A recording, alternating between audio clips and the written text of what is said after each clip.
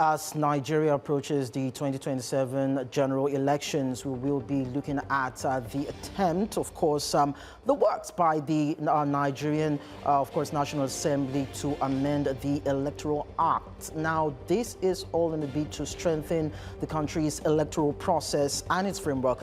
I will also examine the state of the nation's rail infrastructure, which is deteriorating despite earlier revival efforts. I must let you know that Senator Adams Oshiomhole, which is the Ad hoc Investigative Committee on Rail Infrastructure, will be providing insights on the show tonight. And of course, we will also be looking at the upcoming gubernatorial election in Ekiti State, slated for July, of course, this year. And the focus will be on the crowded race, the relevance of the other parties, and strategies to engage voters.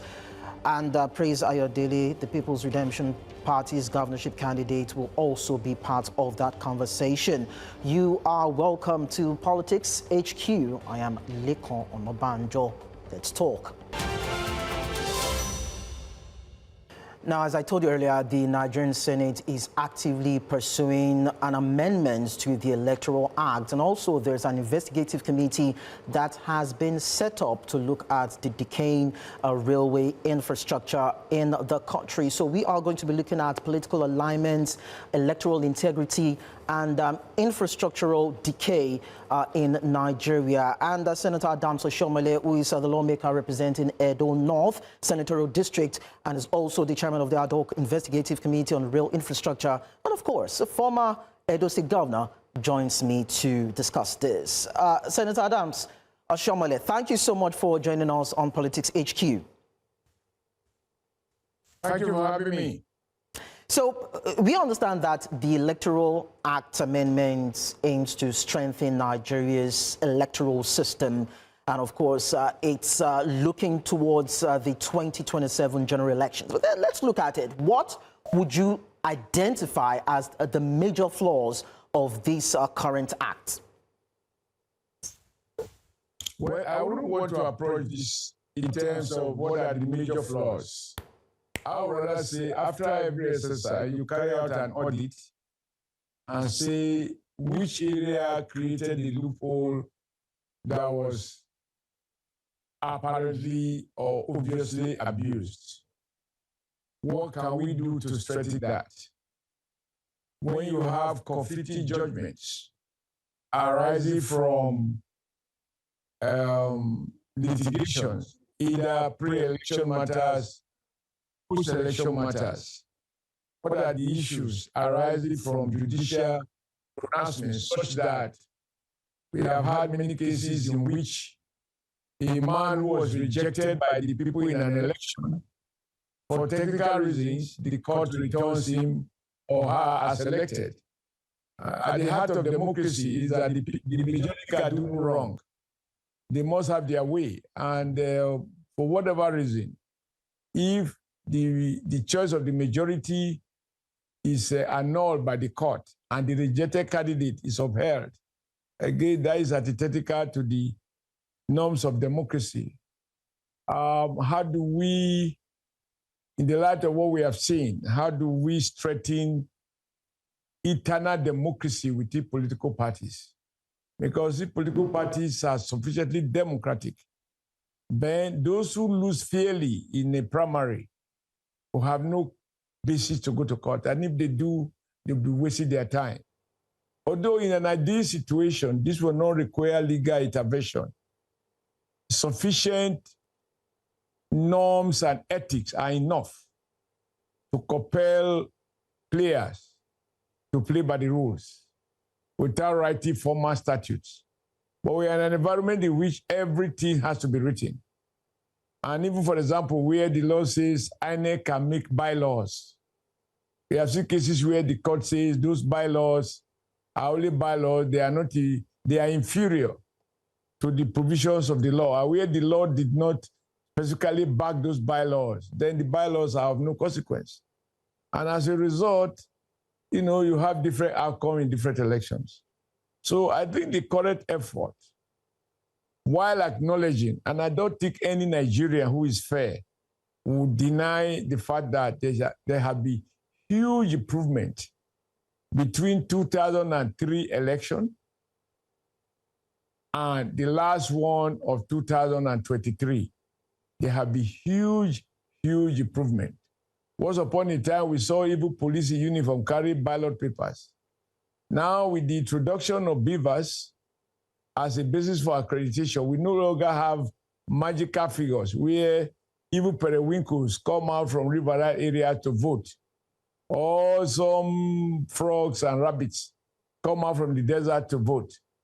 So those magical figures are gone thanks to our INEC introduction of beavers as a basis for accreditation, and also the introduction of PVC, to ensure that people who are not registered, who don't have PVC, don't go and vote as many times as they want.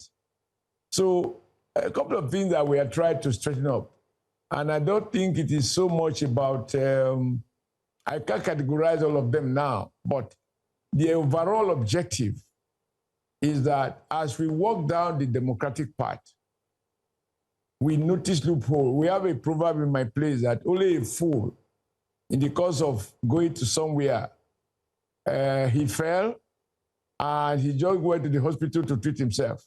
The wise man will look back and find out why. And if he discovers there's a pothole, he will do well to treat himself as well as fix that pothole so that the next time he doesn't suffer the same accident. I think that is basically what we are trying to do.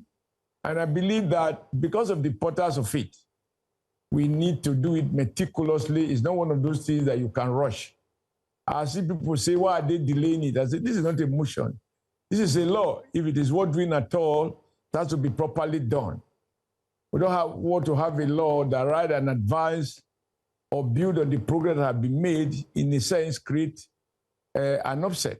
So that's what we are doing. And I'm very proud of what the National Assembly is doing, recognizing that even though some may have benefited from the loopholes, but we are all committed to ensuring that everything must be done as much as possible under the law to ensure that free and fair election is done. Because the beauty of democracy is the power of the ordinary man to hire a big man 4 years later to renew his employment or dismiss him, depending on his performance. That is a day where professors vote and the vote of an illiterate is the same.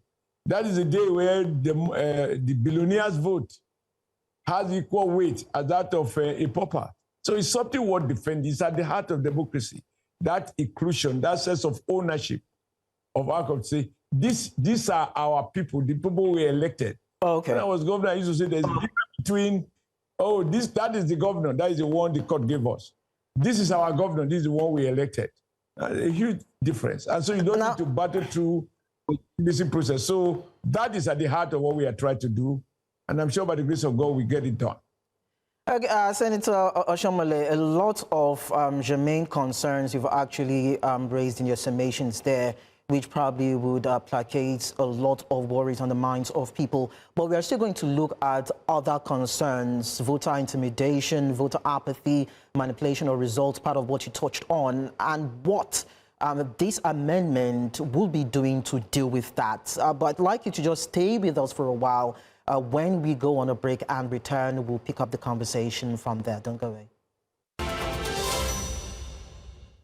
On Politics HQ, we are, of course, talking to Senator Adams Oshiomhole, who is a Nigerian lawmaker, and he is, of course, the chairman of an ad hoc committee investigating the rail infrastructure in the country, most importantly, the Electoral Act also, and some other issues. And we're just rubbing minds to see how far or how well Nigeria can get it right on all sides. Senator Oshiomhole, thank you so much for staying with us. So before we look at the issue with the crumbling rail infrastructure, I'd like to also ask this from you as regards Nigerians' concerns on persistent vote buying cases that we've seen, voter intimidation, manipulation of results, ethnic slurs in some areas, hate speech, vote rigging, violence, and all these malpractices that we see play out during Nigeria's electoral cycle. What is this amendment process by the time it's transposes into a bill, what will it be doing in terms of provisions to tackle these issues? Well, to be honest, there are things that you cannot achieve by mere provisions of law. In my personal opinion, we have enough laws. I think we should spend much more time on issues of character and attitudinal change. Now, the issue of selling and buying, there must be a willing seller and a willing buyer for that transaction to take place. I'm proud to say that in all my elections, including my 2012 re-election in Edo State, I won in all the 18 local government areas. I did not give money to any voter. Instead, I told the voters, if my opponents who were allegedly had money, they have money to give you, well, you can collect it, no receipt, no refund. But I have no money to give you, but I will give you my all in terms of development. And it's all history. You can go and check it out. I had the highest vote ever. So I think it's about people recognizing that the worst crime you can commit is to cheat on election. Because the beauty of democracy is to have that inner feeling that of the number of people in your constituency, whether local government, federal, senatorial, governorship, or presidency, that out of over 200 million people, or 400 million people in the case of states, or 100,000 people, whatever, that you have been chosen by the people, believing that using their collective patrimony, you will be able to apply their resources in a creative manner as to deliver the greatest good to the greatest number. That, for me, is the beauty. And at the end of the day, when you're out of office, you are able to see the people, and they will be wise, say, oh, it was when you were governor, when you were a senator, when you were this, that this happened. For me, that is it. Now, the law can do so much. Judges will go and interpret the laws. You get judgment, which means sometimes be okay. Sometimes there's a huge difference between justice and judgment. But that is what it is all over the world. So it can't cure, for example, there are penalties for vote buying. We have provided for that. There are penalties for a presiding officer who willfully, act in a manner that undermines the will of the electorate. Okay. Or try to twist or destroy the ballot papers or result sheet in a manner as to turn the outcome in favor of the loser. And there are now penalty, not only monetary penalty, but penalty for jail. So while you are in prison, you ask yourself, was it worth it to try to cheat in favor of a guy who is enjoying himself? Now you are cooling off in prison if you survive it. So I think there are, on the side of INEC, there are penalties. On the side of the politicians, the candidates, there are penalties. On the side of political parties, there are penalties. There is no longer about just moral suasion or condemnation that this is unfair. It's now a lot of the actions are being criminalized. So that when lawyers say, election matter is so generous, blah, blah, blah, all those jargons. A man is found cheating, and the court found and established the fact of the cheating. And yet, the person who facilitated it is working freely, even when the election is nullified. Now, I think some of the effort being made now, we ensure that those who participate in those processes will have a fair space in prison, okay, as well as pay fines, as the case may be. Okay, Senator Oshiomhole, so we are, gradually phasing in towards the 2027 elections, and we know that there are a lot of plans by the ruling party and the opposition, and of course, other certain figures within the corridors of the electoral cycle. Of course, even as we see that efforts are being made to have a free and fair election. What is it that we should be looking out for in terms of the election that would be coming up next year? Do you see it, do you project it to be free and fair? Because there are still questions as regards whether or not even these electoral reforms would favor the incumbent or the ruling party as against what it can actually do for the opposition? You see, you are already biased in your question. So the only way to show what you imply is that if the ruling party wins, then the election is not fair. If the opposition wins, then the election is fair. That is rubbish, with all due respect. What is important is, can you see through the process? The process is much more than the outcome. Now, if you say whether the ruling party will win, you're already making projections. So if the ruling party win, then you go there and say, oh, they rigged it. If opposition win, then you say, oh, if you are a seasoned player or a seasoned observer or analyst, you know that the business of cheating is not monopolized by incumbency alone. We have seen in 2023, if you play by some of the records, where people were not accredited, were just interpreting and they were people in the ballot box. I don't want to go back to that. But it suffices to say that if we were all satisfied that we have arrived, we will not tickle with the law. But I think there's a general understanding that in our elective self-interest, we should make the electoral process such that anybody who commits a crime is punished. Excuse me, you can't stop people from attempting to commit a crime. But what is painful is when that crime is committed and the criminal goes scot-free.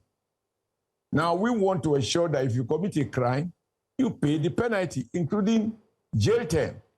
You also, in the praise of this amendment, we try to find out from a new INEC chairman, who himself is a professor of law, who has been involved in electoral matters over the years, to say, not just by reason of the fact that he's a new INEC chairman, from his observation as a legal practitioner who has even handled some election cases, what does he think we can do differently to ensure that this process is more transparent, and even to ensure that there is no too much gray area that judicial officers can fission or that political actors can fission?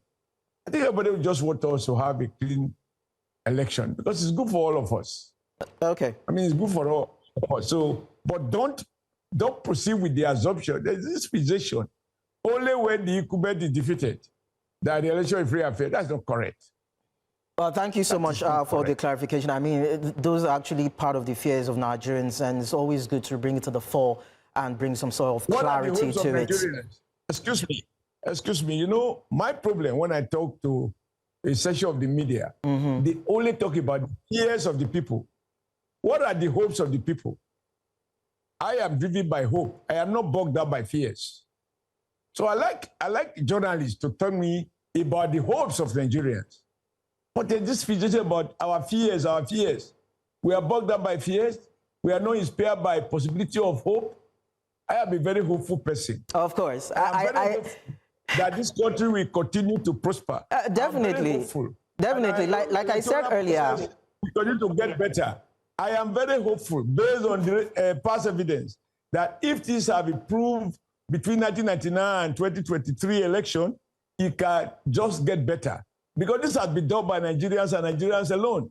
So let's celebrate what is positive and not keep playing up fears and downplay hopes. So, as I said earlier, one of the hopes, one of the thinkings of Nigerians is that this coming election will be free and fair. And it's always good to talk about it and reassure them that the government is on its toes to actualize that. So let's keep from that and look at the railway infrastructure. You also chair an ad hoc committee investigating the sector, and this particular sector was largely revived by the Muhammad Buhari administration, but we see a lot of decay, a lot of things happening in there, and the question has always been, why is the sector deteriorating? I think this company is blind to who was there when these things were done. Because once you begin to look at other whose administration it was done, you will be tempted to be biased. But the fact remains that the Senate is in shock that few years after these rails have been built, You know, we are witnessing derailment and apparently some coaches that are not railworthy. And all sorts of things. We've had derailment several times in Delta, in Abuja. Now to go from Abuja to Kaduna, as our senior president put it the right time, even though he said it jocularly, but many will say that is not far from the truth, that a keke napep may even be faster. So we ask a question, can we pay so much and get so little value? So we are going through the gamut of the whole thing. You know, it is bad enough for public money not to have been, for a nation not to have seemed to get value for money. But it is worse when you have realized it and you are not trying to find out why. So we want to be able to go into the entire gamut of the whole system, contract award, price per kilometer, in relation to other countries. Everything that we need to know, we need to know. And we are making it an open investigation so that members of the public can come and share their observations. You know, the amount of revenue generated, what happened to the revenue? Why are coaches suddenly in short supply? What happened to the coaches that were bought, whether they are second-hand or they were new? Whatever. And the whole idea, in my view, is to achieve two things. If somebody had done something wrong, time, if it's a crime, time does not run against the state. The person will be given the opportunity to defend himself. And if people have mismanaged public trust, then they have to face the consequences. But at the end of the day, we want to be able to have a real system that Nigerians can trust. I mean, it's very unhelpful if you keep spending resources on one project when you should have been extending the rail to more communities. You are busy spending money. And then we are going to be asking questions about what are the guarantees? You buy a car, the car dealer tells you you have 1 year, 6 months warranty. If anything goes wrong, they will fix it. So what are the terms and conditions of this contract? In fact, because of our discussion, that somebody just reminded us that even the guy in China who was very much involved in the Nigeria project, upon hearing some of the things that were going on, you know, job from his, is it 34th floor or so, and committed suicide. So, but this is neither here or there. The important thing for us is to go to the heart of the matter and find out whether it is Buhari's government, it is Jonathan's government, it is Tinubu's government, whichever government has done something wrong. We want to just find out and look at the laws and see what needs to be done to remedy and to punish. All right, Senator Oshiomhole, thank you so much for that response. We are going to let you go, but I need you to just stay with us for a while. All right, we are going to go on a break, and when we return, we will just come back to you and get more fillers from you. Just stay with us. You're still watching Politics HQ, and yes, we're still talking to Senator Adams Oshiomhole, a lawmaker representing Edo North Senatorial District. Senator Oshiomhole, thank you so much for your patience. So we'll wrap up with this. Just two questions in one anyway. We see a wave of defections from several political parties to the ruling party. And there are questions as to if Nigeria is not tilting towards a one-party state and if that is a concern for you. The other aspect is what some people are saying as regards the opposition in terms of how they feel about the defection of these, most especially governors. Now, some people will even say it's just 29 governors, that it does not necessarily mean 29 votes or 29 million votes, as the case may be. So when you look at all these political statements coming from political top shots in the country, what does it say about Nigeria's political landscape? Well, it's a pity the media sometimes chooses to behave as if, you know, we have such short memory. Nigerians started defecting from the days of President Obasanjo as president of Nigeria. There were even manifest evidence where assemblymen were being coerced to impeach, and where they failed to impeach, they arrest the assemblymen, all of them, and intimidate them to go and impeach their governors. Now, we have freedom of association. And I want you to be very analytical and broad-minded and not selective in this particular question. Are you going to blame anyone in APC, for example, why PDP stalwart of yesterday, APC stalwart of yesterday have chosen to decamp to ADC? Are you going to blame anyone why a former vice president left PDP to decamp to ADC? Because don't just emphasize one side of this question. Because the media must not only inform, they must educate. Now, big men and big women have decamped from PDP to ADC. Is that a source of concern to you? And only last week I saw, or was it earlier this week? No, last week, that the court awarded the leadership of the Labour Party to a former PDP finance minister, other President Jonathan or President Obasanjo. Is that a cause for concern to you? Why are we being selective? People choose to put fire in their home, and then they started jumping through the window, through the door, to ADC, some to APC, and then you are emphasizing war party state. Which war party state? So for me, the issue is, and I think I have one of those who can speak on this with authority, I have never decamped.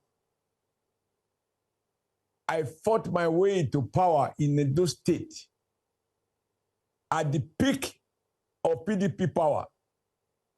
And like I have said, sometimes with element of boast, but I think rightly so, without being modest, that are dismantled by their rigging machine by reminding the people that they have the power to vote and their vote will count. And we must discard the idea of if you can't beat them, join them. And if we can't beat them, keep fighting them because they can be beaten and they will be beaten. And we beat them in Edo State. I became the first non-PDP governor in the whole of South-South and even the Southeast. Maybe minus Abia. Sorry, Anna brother was always Abga. So I am not a soft sell, but honestly speaking, if people choose for reason they have given, and some of that reason they have chosen not to give, to leave their party and join any other party, you will have to rework the Nigeria Constitution to say freedom of association shall not include the freedom to disassociate if you find that you are in bad company. Okay. So a situation where a sitting vice president, a former vice president of Nigeria, has decamped from the party that made him vice president to a new concoction called ADC. Are you blaming who for this? He didn't come to APC. So if you ask me whether this is opinions, no. What we must focus on is let the vote count. Let the vote count. I've seen some of them, for example, saying, oh, APC cannot win, APC cannot win. And I'm asking myself, oh, suddenly APC cannot win because you lost out in APC primaries. APC cannot win because you contested APC primaries in Lagos and you lost out. You didn't get a ticket. Now, Senator Oshiomhole, let's... The reporter like you should look at this picture holistically, not in terms of job movement into... Okay, let's equally clarify this, even as we let you go, Senator Oshiomhole.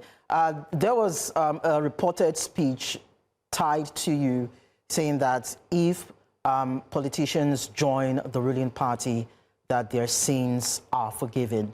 I'd like you to clarify if truly you made that statement or probably you were misquoted.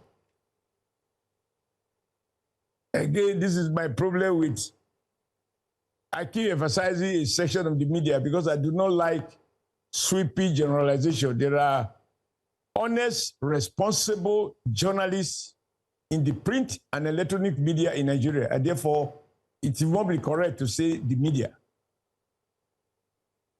I forgot your name now. You have not watched me on television and in newspapers saying, I never said so. and I interpreted the meaning of the word Ilwobe, which is what these people who are idle try to cash on. That a guy whose name is Ilwobe, which in my state, Edo State, means I don't do bad. The guy has been in PDP, not as a contractor to any government as far as I know, not as a House of Assembly member, not as a commissioner. He wasn't holding any political office. On his own volition, he chose to call the camp to APC. And jokingly, I said to him, your name is Ilwobe, and you have been with PDP that is notorious for doing bad. And I think the fact that many people have left it, including those who were vice president in that party, is the best evidence that PDP was actually a bad party. I said, how could you have associated with bad people all this while? Now that you have left this community of bad people called PDP to join APC, you shall no longer do bad. How does that translate to if you are? But even you,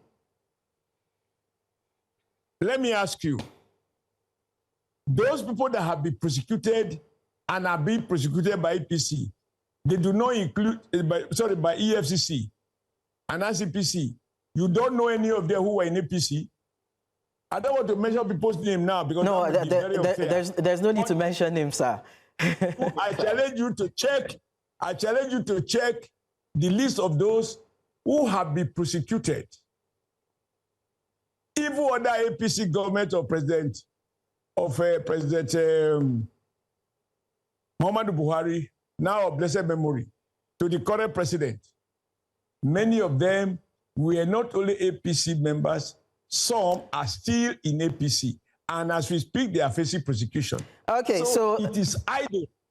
Excuse me, it is idle and completely an attempt to disinform the public, which is the worst injury a media can do to its viewers, to parrot falsehood and attempt to make it to look as truth. I will stop denying it because those who choose to be deaf, there is nothing I can do to make them hear. Those who choose to be blind, I cannot plug their eyes. I can do nothing about their lack of sight if they choose to be blind. So that's it. That's why you have platforms like News Central, whereby you can always share your truth. I launched one man, one vote. One woman, one vote. One girl, one vote. One comrade, one vote. Check my record. And on that basis, Edo people were energized. Okay. Dismantled PDP rigging machine. In Edo, they used to call me the Terminator of PDP. So I am not a beneficiary or a believer in a quick fix. All right, sir. Thank you so much, sir. Senator Adams Oshiomhole, lawmaker representing Edo North Senatorial District. This was nice having this particular time talking to you. We hope some other time we will be able to bring you to talk more and shed more light on so many great areas affecting Nigeria in all spheres. But then thank you so much.